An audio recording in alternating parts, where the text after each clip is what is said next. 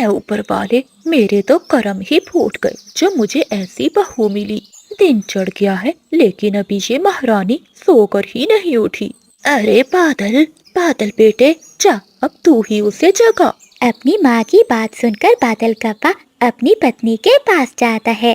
बिजली, उठ जाओ, देखो कितना समय हो गया है। माँ ने घर के सारे काम कर लिए हैं और तुम अभी तक सो रही हो। पति जी, मुझे सोने दो और माँ जी से कहो कि तुम भी सो जाओ। काम का क्या है, वो तो बाद में भी हो जाएगा, लेकिन इतनी प्यारी नींद मुझे दोबारा नहीं आएगी। तभी बिजली कव्वी की सास वहाँ आती है। अरे ओ महारानी, ये तेरा मायका नहीं ससुराल है। अभी तो मेरे पंख और पैर जल रहे हैं। अगर मैं मर गई तो यहाँ तेरी माँ नहीं आने वाली काम करने के लिए। बिजली कव्वी अपने घोंसले से उठ जाती है। थोड़ी देर बाद बादल कव्वा अपनी पत्नी से कहता है, बिजली, मैं जा रहा हूँ जंगल काम पर। तुमसे इतना नहीं हो सकता कि मेरे लिए भोजन ही बना दो। पति जी, अभी तो सब्जी कटनी है और फिर पकानी भी है, और तो और आटा भी गूंदना पड़ेगा। कितना झंझट है। इससे अच्छा है कि आप जंगल में ही कुछ खा लेना। हाँ हाँ, मैं जंगल से भोजन खा लूंगा, लेकिन तुम ऐसे ही घोंसले में लेटी रहना। ए ऊपर वाले, मैं क्या करूँ ऐसी पत्नी का, इसका कुछ भी नहीं हो सकता। ऐसे गुस्से में बड़बड़ाता हुआ बादल कव्वा घर से चला जाता है। बादल कव्वे के जाते ही बिजली कव्वी चुपके से रसोई में जाती है और बना हुआ भोजन खाकर अपने घोंसले में आकर फिर से लेट जाती है। ऐसे ही समय बीतता जाता है। एक दिन बादल कव्वा अपनी पत्नी से कहता है, बिजली, हमारी शादी को कितने साल हो गए हैं। सभी पक्षियों के बच्चे हैं, हमारी कोई भी संतान नहीं। चलो आज बुलबुल डॉक्टर के पास चलते हैं। पति जी, तुम भी किस झंझट में पड़ना चाहते हो। पहले इलाज करवाओ और फिर अंडे की रक्षा करना, उसके बाद इतने सारे काम। ना बाबा ना, मैं नहीं कर सकती इतना काम। मैं तो सोचती हूँ कि एक बच्चा गोद ही ले लेते हैं। बिजली, अब तो हद हो गई। तुम इतनी आलसी कैसे हो सकती हो। तुमसे कुछ कहना ही बेकार है। शाम को बिजली की सास अपने बेटे से कहती है, बेटे, तेरी पत्नी तो सारा दिन घोंसले में पड़ी रहती है। मैं सोच रही हूँ कि कुछ दिन मैं अपनी बेटी पिंकी के पास रह आऊं। जब मैं नहीं होंगी तो ये खुद ब खुद काम करेगी। ठीक है माँ, जैसा आपको अच्छा लगे। अगली सुबह बिजली की सास अपनी बेटी के घर चली जाती है। माँ जी तो चली गई, अब काम कौन करेगा। सुबह का नाश्ता, पति का भोजन और फिर झाड़ू पोछा सब। ए ऊपर वाले, मेरी इतनी बड़ी परीक्षा। अगले दिन बादल कव्वा अपनी पत्नी से कहता है, बिजली, अब तो उठ जाओ, माँ भी चली गई। हाय हाय बादल जी, मैं क्या करूँ। मेरा सर दर्द से फटा जा रहा है।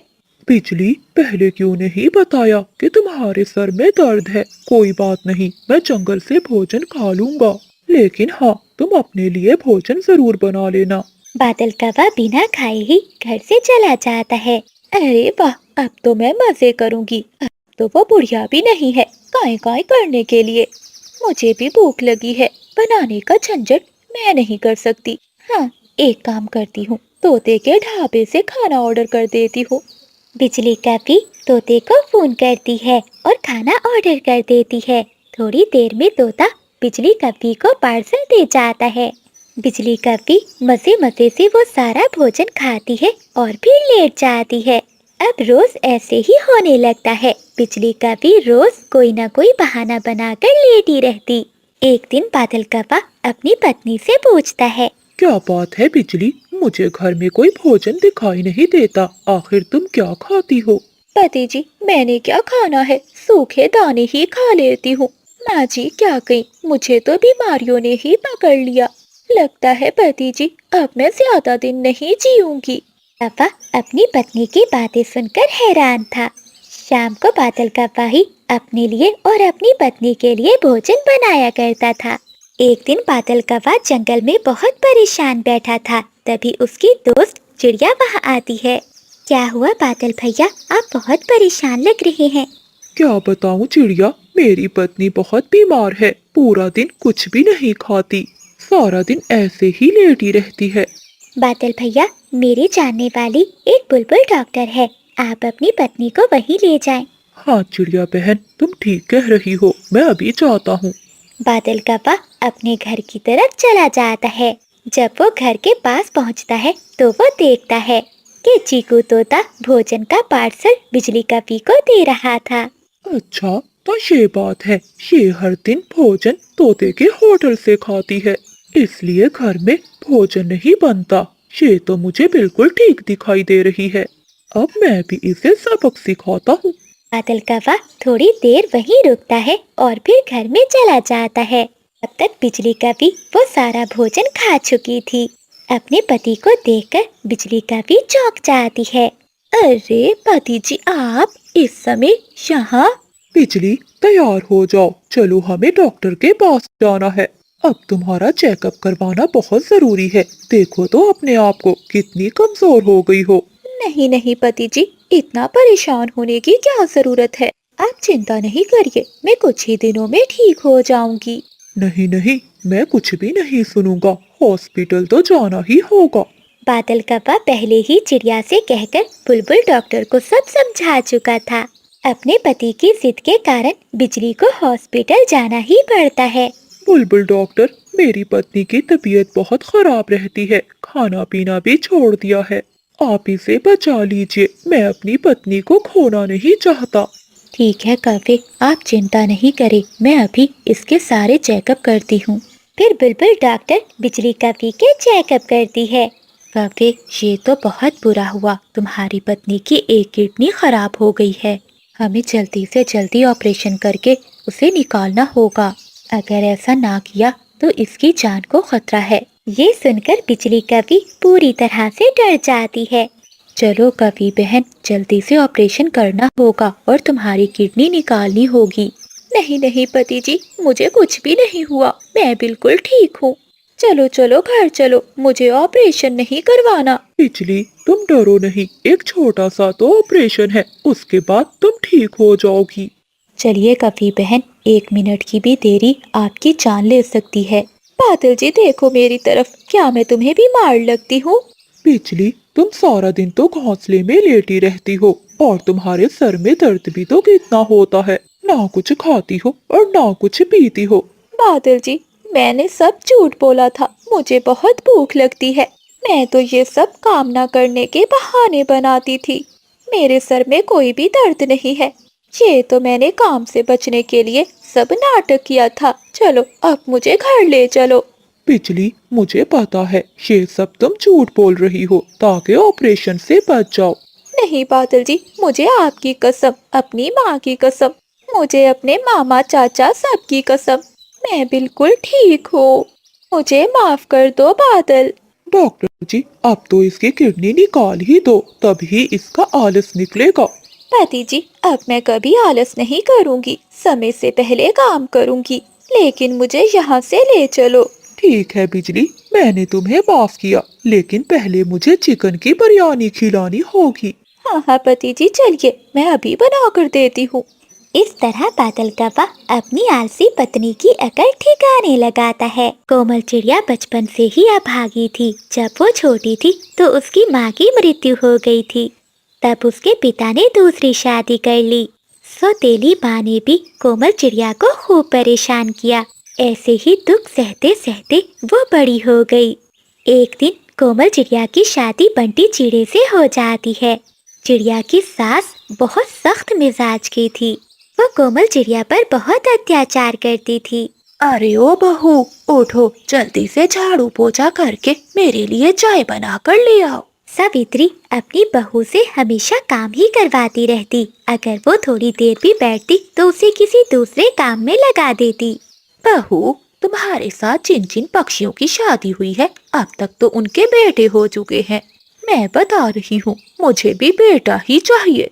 कुछ ही दिनों बाद कोमल चिड़िया एक अंडे को जन्म देती है, जिसमें से एक प्यारी चिड़िया बेटी बाहर आती है।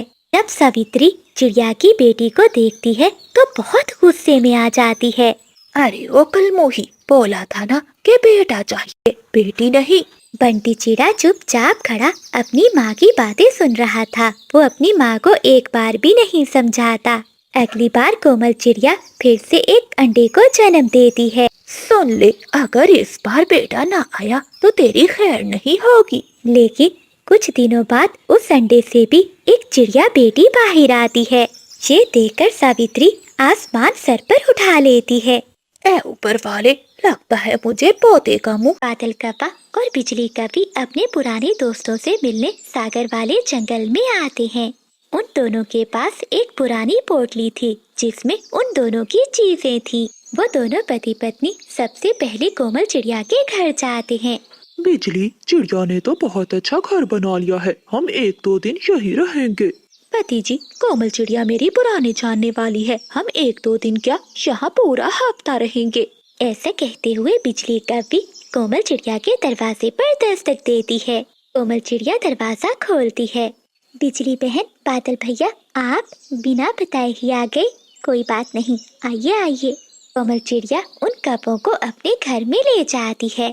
कोमल बहन, बहुत दिनों से तुम्हारा बादल भैया बोल रहा था कि मुझे पुराने जंगल के पक्षियों से मिलना है, इसीलिए सोचा इन सर्दियों में हम अपने पुराने दोस्तों के पास जाते हैं। बिजली बहन, ये तो आप दोनों ने बहुत अच्छा किया। इन दिनों हमारे जंगल में ढेर सारा दाना भी है और फल भी। अब तो हम सब अपने घरों में बहुत स्वादिष्ट स्वादिष्ट भोजन भी बनाते हैं। क्या कहा चिड़िया बहन, स्वादिष्ट स्वादिष्ट भोजन? क्या तुम्हें गाजर की खीर बनाना आती है? हाँ बिजली बहन, खीर तो मैं बहुत मजे की बनाती हूँ, क्या तुम खाओगी? हाँ चिड़िया बहन, मुझे खीर बहुत पसंद है। एक बार मैं किसान के घर में खीर खाने गई थी, लेकिन कमबख्त किसान ने मुझे वहाँ से भगा दिया। तो ठीक है दोस्तों, आज मैं तुम दोनों को गाजर की खीर ही बनाकर खिलाती हूँ। कोमल चिड़िया रसोई में जाती है और गाजर की खीर बनाने लगती है। बादल कप्पा और बिजली कवि अपनी पोटली रखते हैं और आराम से घोंसले में लेट जाते हैं। थोड़ी देर बाद कोमल चिड़िया भी खीर बना लेती है। वो सभी मिलकर बहुत मजे से खीर खाते हैं और फिर सो जाते हैं। अगली सुबह हो जाती है। चिड़िया बहन, क्या इस जंगल में मीठे मीठे फल भी हैं? हाँ बिजली बहन, ढेर सारे मीठे मीठे फल हैं, मैं अभी लेकर आती हूँ। चिड़िया बहन, मेरे लिए मीठे मीठे सेब लाना, तुम्हें तो पता है मुझे सेब बहुत पसंद है।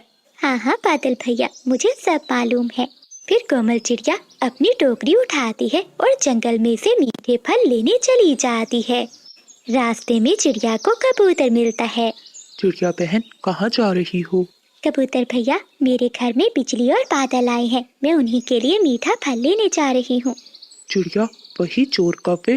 तुम्हें तो पता है चिड़िया, पिछले जंगल में उन कौवों ने मेरी पत्नी का सारा मेकअप चुरा लिया था। कबूतर भैया, ये बहुत पुरानी बात है, अब तो कौवे बहुत बदल चुके हैं, अब तो वो चोरियां नहीं करते होंगे। बादल कौवा घोंसले में सोया हुआ था। बिजली कभी उठती है और चिड़िया के घर को देखने लगती है।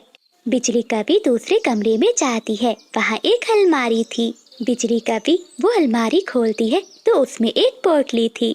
ये पोटली कैसी है? खोलकर देखती हूँ, शायद इसमें कुछ खाने को मिल जाए। बिजली कभी वो पोटली खोलती है तो उसकी आंखें फटी की फटी रह जाती हैं। उस थैली में एक सोने का हार था। सोने का हार, जो मैं आज तक कभी ले ना पाई। चिड़िया मुझसे पहले ही लेकर बैठी हुई है। बिजली कभी वो हार उठाती है और अपने पति के पास आती है। बादल उठो, जरा देखो इस सोने के हार को। बादल कौवा उठ जाता है।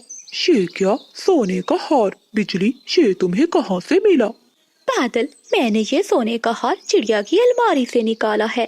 ये तो बहुत कीमती लग रहा है। हाँ पति जी, जब तक चिड़िया वापस आएगी हम ये सोने का हार लेकर यहाँ से भाग जाएंगे। हाँ बिजली, फिर किसी दूसरे जंगल में जाकर अपना बड़ा घर बनाएंगे और मौजें करेंगे। बादल कौवा और बिजली कभी अपनी पुरानी पोटली वहीं फेंकते हैं और वहाँ से चिड़िया का हार लेकर भाग जाते हैं। कोमल चिड़िया एक सेब के पेड़ से पके हुए सेब तोड़ती है और ढेर सारे फल अपनी टोकरी में जमा करके वापस अपने घर के लिए जाती है। बिजली बहन, बादल भैया, आप दोनों कहाँ हो? लेकिन घर में तो कोई भी नहीं था। जब कोमल चिड़िया दूसरे कमरे में जाकर अपनी अलमारी को देखती है तो वो खुली हुई थी। जैसे ही वो पास जाकर देखती है तो अलमारी में उसके सोने का हार नहीं था। ये देखकर कोमल चिड़िया रोने लगती है। कबूतर भैया ने ठीक कहा था कि आदतें कब बदलती हैं। वो कभी तो मुझे लूट कर चले गए, लेकिन मैं भी इतनी आसानी से उन्हें जाने नहीं दूंगी। मैं उनका पीछा करती हूँ, वो ज्यादा दूर नहीं गए होंगे। कोमल चिड़िया अपने घर से निकलती है। तभी वो देखती है कि जंगल का मौसम बहुत खराब हो चुका है। तभी तेज हवाओं के साथ बादल गरजने लगते हैं और तेज बारिश शुरू हो जाती है। ये देखकर कोमल चिड़िया वापस अपने घर के अंदर आ जाती है। ऐसे मौसम में मैं कहीं दूर भी नहीं जा सकती। लगता है मेरा हाथ अब मुझे कभी वापस नहीं मिलेगा। कौवे बारिश में फंस गए थे। वो आश्रय लेने के लिए कबूतर के घर के दरवाजे पर दस्तक देते हैं। कबूतर दरवाजा खोलता है। कौवो, तुम? मेरी सुंदर आंखों वाले कबूतर भैया, हमें आज की रात अपने घर में रहने दो। नहीं नहीं कौवी, तुम दोनों चोर हो। मैं चिड़िया की तरह तुम कौवों का विश्वास नहीं कर सकता। ऐसा कहते हुए कबूतर अपने घर के अंदर चला जाता है और दरवाजा बंद कर लेता है। वो दोनों पति पत्नी सोने का हार लिए एक पेड़ के नीचे बैठ जाते हैं। बिजली, जब तक बारिश नहीं रुकती हमें यहीं बैठना होगा। वो दोनों कौवे वहीं बैठ जाते हैं, लेकिन कुदरत को कुछ और ही मंजूर था। आसमान पर एक जोरदार बिजली चमकती है और वो सीधी उन कौवों पर आकर गिरती है। बिजली गिरने से वो कौवे वहीं मर जाते हैं। वो पति पत्नी मर चुके थे और सोने का हार उनके पास पड़ा था। उन कौवों को उनके किए की सजा वहीं मिल जाती है। अगली सुबह बारिश रुक जाती है। कोमल चिड़िया अपने घर से बाहर दाना ढूंढने के लिए निकलती है। चिड़िया की नजर कौवों पर जाती है। वो तुरंत वहाँ जाती है। बिजली और बादल, कितना अच्छा था जो तुम दोनों मेरे घर में मेहमान बनकर रहते और एक अच्छे पक्षी बनकर अपना जीवन गुजारते। जो करता है वही भरता है। फिर कोमल चिड़िया अपना सोने का हार उठाकर वापस अपने घर की ओर चली जाती है। पक्षियों, मैं तुम्हें बताने आया था कि कल से जंगल में बरसात शुरू हो जाएगी।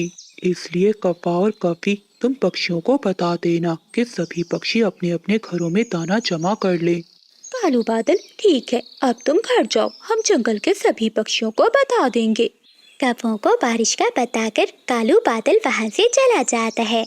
बादल, कल से बारिश शुरू होने वाली है, हम अपना दाना जमा कर लेते हैं।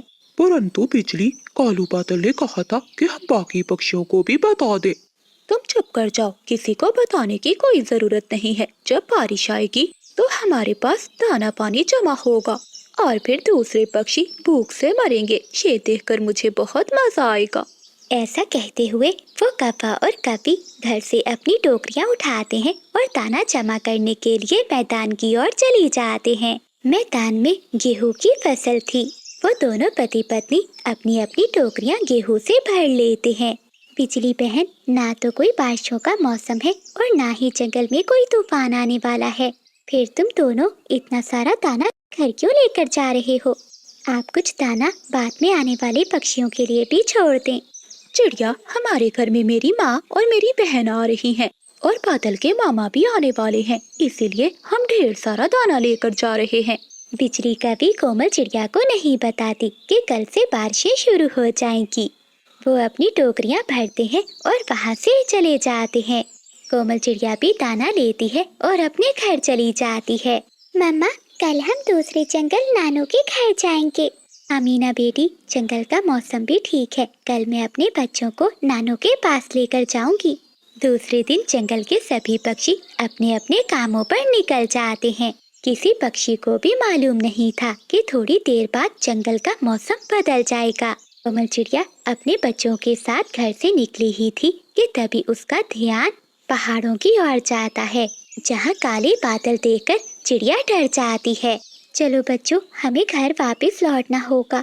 हमारे जंगल की ओर काले घने बादल आ रहे हैं। लगता है बहुत तेज बारिश होने वाली है। मैं तुम दोनों को किसी और दिन नानू के घर ले जाऊंगी। कोमल चिड़िया अपने बच्चों को लेकर वापस अपने घर की ओर चली जाती है। कोमल चिड़िया अपने बच्चों के साथ अभी रास्ते में ही थी कि तेज बारिश शुरू हो जाती है। वो अपने बच्चों को लेकर एक पेड़ के नीचे बैठ जाती है।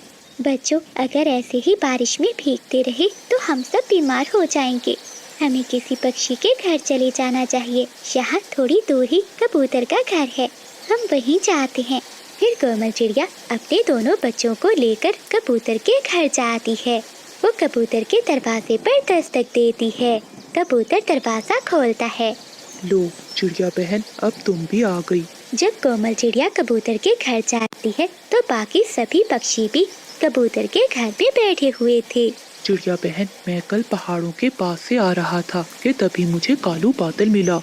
उसने मुझे बताया था कि जंगल में बारिश शुरू होने वाली है, इसलिए मैंने जल्दी जल्दी में अपने घर में दाना जमा कर लिया। कबूतर भैया, लेकिन मुझे तो मालूम ही नहीं हुआ और ना ही किसी ने मुझे बताया। अब मैं और मेरे बच्चे क्या खाएंगे? चिड़िया बहन, चिंता करने की कोई बात नहीं है। कबूतर के पास इतना दाना है कि हम सब कुछ दिनों तक खा सकते हैं। दोस्तों, मैं भी कुछ फल लाई हूँ, जिसे खाने हो वो ले सकता है। दूसरी ओर कौवे अपने घर में मजे से बैठे दाने खा रहे थे। बादल जी, ऐसे मौसम में जंगल के सभी पक्षी भूखे होंगे। दाना है तो बस हमारे पास है। हाँ बिजली, पिछली बारिशों में हम भूखे होते थे और वो सभी पक्षी अपने अपने घरों में ढेर सारा दाना जमा करके रखते थे। बादल जी, तुम यहीं बैठो, मैं अपना छाता लेकर चिड़िया के घर जा रही हूँ। उसे और उसके बच्चों को चिंता में देखकर मुझे बहुत खुशी होगी। बिजली कभी अपना छाता उठाती है और चिड़िया के घर पर जाकर दस्तक देती है। कई बार दरवाजा खटखटाने के बावजूद भी चिड़िया के घर से आवाज नहीं आती। आवाज आती भी कैसे, चिड़िया तो कबूतर के घर में थी। फिर बिजली कभी अपना छाता लिए तोते के घर जाती है। तोते तोते, क्या भूख लगी है मेरी मोटी चोंच वाले भाई? अगर मुझसे दाना लेना है तो मेरे घर के बर्तन साफ कर दो। लेकिन वहाँ से भी कोई जवाब नहीं आता। आखिर ये सब पक्षी कहाँ चले गए?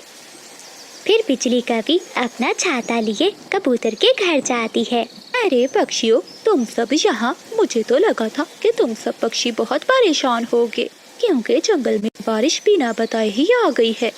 बिजली आंटी, हम तो बहुत एंजॉय कर रहे हैं बारिश को, क्योंकि कबूतर अंकल के घर ढेर सारा दाना है। मीना की ये बात सुनकर बिजली कभी मुंह बना लेती है। कबूतर, ये बात तो कालू बादल ने हमें बताई थी कि जंगल में बारिश होने वाली है। तुम्हें कैसे मालूम हुआ? बिजली, कालू बादल मुझे भी रास्ते में मिला था। तुमने तो हमें नहीं बताया, लेकिन कालू बादल ने मुझे बता दिया था। हाय हाय, मेरा तो सारा प्लान ही चौपट हो गया। मैं तो इन सब पक्षियों को मुश्किल में देखना चाहती थी। अच्छा पक्षियों, अब मैं जाती हूँ। गुस्से में मुंह बनाकर बिजली कभी वापस अपने घर चली जाती है। जब वो घर आती है तो घर का सारा सामान बिखरा हुआ था और बादल कौवा रो रहा था। बादल, क्या हुआ है? तुम रो क्यों रहे हो? बिजली, बिजली, जब तुम बाहर गई तो चील आई।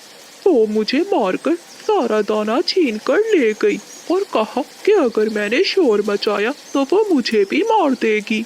सारा दाना तो चला गया, अब हम क्या करेंगे?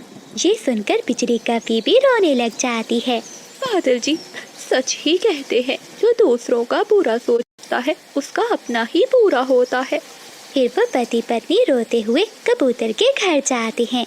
कबूतर भैया, हमें भी आने दो, हम दोनों मिलकर तुम्हारे साथ तुम्हारे घर में रहना चाहते हैं। कबूतर का दिल बड़ा था, इसलिए वो उन कौवों को अपने घर में आने देता है। ऐसे वो सभी पक्षी बारिश में एक साथ वक्त गुजारते हैं और ठंडे ठंडे मौसम का आनंद लेते हैं। सागर वाले जंगल में सभी पक्षी मिलजुल कर रहते थे। कुछ दिनों से जंगल में भोजन की बहुत कमी हो गई थी। यही वजह थी कि सभी पक्षी भोजन को लेकर बहुत चिंतित थे। चिड़िया बहन, मैं थक गया। मैं घने जंगल में गया, मैं मैदान में गया, लेकिन मुझे कहीं से भी कुछ खाने को नहीं मिला। मैं तो भूख से मर रहा हूँ। तोते भैया, कबूतर और कौवों का परिवार भी भूखा है और मेरे बच्चों ने भी कुछ नहीं खाया। तो क्या चिड़िया बहन, अब हमें इस जंगल को छोड़कर किसी दूसरे जंगल में जाना होगा? तोते भैया, ऐसा मत सोचें। इस जंगल में हमारे सभी बड़े पक्षी रहते थे, उन सब की शादी हैं। हम इसी जंगल में रहकर ही कुछ करेंगे, जिससे हम सब पक्षियों को पेट भरकर भोजन मिल सके। कोमल चिड़िया वहाँ से उड़ती है और एक जंगल के सबसे पुराने घर में बूढ़ी कपी के पास जाती है। माँ जी, हम बहुत परेशान हैं, जंगल में खाने के लिए भोजन नहीं है। बेटी, मुझे ये बताओ क्या तुम सब पक्षियों में से किसी ने कभी कोई जंगल में नया पौधा लगाया है? नहीं माँ जी। क्या किसी ने कभी कोई पेड़ लगाया हो या फिर सब्जियां? नहीं माँ जी, हम तो जंगल में कोई फल ढूंढ लेते हैं या किसान के खेत से दाना उठाकर खा लेते हैं। बेटी, जो दूसरों से उम्मीद रखता है वो हमेशा भूखा रहता है। ये लो पोटली। इस पोटली में सब्जियों के बीज और कुछ बड़े पेड़ों के बीज हैं। माँ जी, मैं समझ गई। हम सब पक्षियों को मिलकर काम करना होगा। अपने जंगल में अपनी जरूरत के अनुसार हमें सब्जियाँ और पेड़ पौधे लगाने होंगे, ताकि हम ना सही हमारे आने वाली नस्लें एक अच्छी जिंदगी गुजार सकें। हाँ बेटी, तुमने बहुत अच्छा समझा। फिर कोमल चिड़िया बूढ़ी कपी से वो बीज लेती है और वहाँ से चली जाती है। बिजली बहन, इस पोटली में बीज हैं। हम सबको मिलकर काम करना होगा। सब्जियाँ पहले उग जाएंगी और फिर बाद में पेड़ भी उग जाएंगे। हाँ हाँ चिड़िया, जब तक ये पौधे बड़े होंगे हमारी हड्डियाँ भी गल सड़ जाएंगी। क्या फायदा ऐसे काम का जिसका फायदा हमें ही ना हो और बाद में आने वाले पक्षी राज करें। बिजली बहन, अगर यही बात सोचते तो जंगल में कोई भी काम ना होता। हमें काम करना होगा, हमें अपना भोजन खुद ही उगाना होगा। लेकिन बिजली कभी चिड़िया की एक बात नहीं सुनती और वहाँ से चली जाती है। वो अपने पति को जाकर सारी बात बताती है। बिजली, तुम छोड़ो उस छोटी चिड़िया को, वो तो हमेशा चूं चूं करती रहती है। तुम चलो मेरे साथ, मेरे मामा के पास चलो। मेरे मामा के पड़ोस में किसान ने कल ही अपनी फसल काटी है। वहाँ खेत में इतनी मकई है कि हम 2 महीने आराम से खाएंगे। हाँ पति जी, मैंने तो उस छोटी चिड़िया को पहले ही बता दिया है कि ये काम वाम हमसे नहीं होते। फिर बिजली कपी और बादल कपा अपने बेटे जुगनू को लेकर वो जंगल छोड़कर अपने मामा वाले जंगल में चले जाते हैं। लेकिन कोमल चिड़िया के बाकी दोस्त पक्षी उसकी बात मान लेते हैं और वो चिड़िया के साथ काम करवाने लगते हैं। कोमल चिड़िया और उसके दोनों बच्चे मिलकर जमीन में बीज बो रहे थे। चिंकी तोती और कबूतरी भी चिड़िया के साथ काम करवा रही थी, जबकि तोता और कबूतर नदी से पानी लेने चले जाते हैं। शाम तक वो सभी पक्षी मिलकर सभी पौधों के बीज बो देते हैं। चिड़िया बहन, हमारा काम तो हो गया। अब चीकू जी और कबूतर भैया आ जाएं तो फिर हम इन्हें पानी देकर घर चले जाएंगे। हाँ तोती बहन, बस उन्हीं का इंतजार है। दूसरी ओर बिजली कपी और बादल कपा दूसरे जंगल अपने मामा के पास पहुंच जाते हैं। बादल कपी के मामा के घर के बाहर एक अंगूरों की बेल थी। भांजे, आज से ये बेल तुम्हारी है। तुम जितने चाहो इस बेल से अंगूर खा सकते हो। मामा जी, हम रात कहाँ रहेंगे? बिजली, ये भी कोई पूछने वाली बात है। मामा जी के घर में ही तो रहेंगे, और कहाँ रहेंगे भला। नहीं भांजे, पहले मैं और तुम्हारी मामी बहुत मुश्किल से गुजारा करते हैं। मेरा घर बहुत छोटा है। तुम तीनों को अपना घोंसला बनाकर बाहर ही रहना होगा। ठीक है मामा जी, हम अपना घोंसला बना लेंगे। फिर कपा और कवि जी भरकर अंगूर खाते हैं। कौन बोए बीज, कौन दे पानी, कौन रखे ध्यान उन पौधों का। हो, हमें तो मुफ्त में फल मिल रहे हैं। वो पक्षी तो पागल हो गए हैं, हमारी आने वाली नस्लों के बारे में सोच रहे हैं। जब शाम हो जाती है तो वो कपा और कवि अपने बेटे जुगनू को लेकर एक पुराने तिनकों के घोंसले में बैठ जाते हैं। पति जी, ये घोंसला रात गुजारने के लिए ठीक है, हम यहाँ सुरक्षित हैं। ऐसे ही दिन बीतते जाते हैं। वो कौवे उस अंगूरों की बेल से अंगूर खाते रहते हैं। दूसरी ओर जंगल में चिड़िया और उसके दोस्त पक्षी जंगल से ढूंढकर दाना खा लेते थे, लेकिन वो हिम्मत और सब्र से काम लेते हैं। उनके पौधे अब तेजी से बढ़ रहे थे, क्योंकि वो सभी पक्षी मिलकर उनकी रक्षा कर रहे थे। आहिस्ता आहिस्ता जंगल में ठंड बढ़ने लगती है। अब कपों की अंगूरों के बेल भी खत्म हो चुके थे। बादल जी, अब तो इस बेल के अंगूर भी खत्म हो गए हैं। बिजली, तुम चिंता क्यों करती हो। चलो मेरे मामा के घर चलते हैं, तो हमें खाने को भोजन देगा और कोई नया रास्ता भी बता देगा। बादल कपा और बिजली कपी जब मामा जी के घर जाते हैं तो उनके घर को बाहर से ताला लगा हुआ था। दूर एक बुलबुल बैठी हुई थी। बुलबुल, ये मेरे मामा जी कहाँ चले गए। काफे, ये कपा तो अपने परिवार के साथ यहाँ से दूसरे जंगल में चला गया है, क्योंकि इस जंगल में अब ठंड बढ़ जाएगी। और खाने के लिए कुछ भी नहीं मिलेगा। बादल जी, तुम्हारे मामा तो हमें धोखा देकर चले गए और हमें बताकर भी नहीं गए। तुम चिंता नहीं करो, हम पूरा जंगल घूमते हैं, भोजन कहीं न कहीं से तो मिल ही जाएगा। फिर बिजली कपी और बादल कप्पा अपने बेटे जुगनू के साथ जंगल में इधर उधर घूमते रहते हैं। वक्त गुजरने के साथ साथ पक्षियों की सब्जियां अब बड़ी हो चुकी थीं और पेड़ों पर अमरूद भी लग चुके थे। दोस्तों, हमारी मेहनत का सिला हमें मिल गया। फिर वो सभी पक्षी दोस्त अपनी अपनी टोकरियां सब्जियों और फलों से भर लेते हैं। अपनी अपनी टोकरियां लेकर वो सभी पक्षी अपने अपने घरों को चले जाते हैं। रात हो जाती है, लेकिन अब उन्हें कोई भी चिंता नहीं थी। तोता अपने परिवार के साथ और कबूतर अपने परिवार के साथ सुरक्षित बैठे हुए थे। वहीं चिड़िया भी अपने दोनों बच्चों के साथ घर में सुरक्षित थी।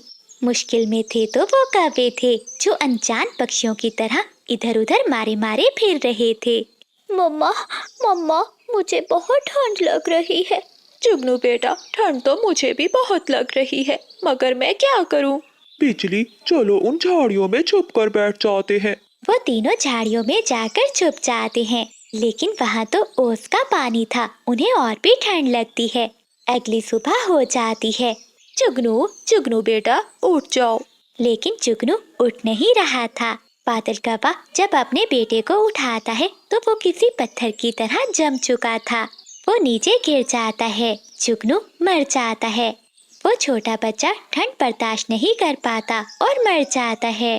बिजली कपी और बादल कप्पा रोने लगते हैं और अपनी गलती पर पछता रहे थे।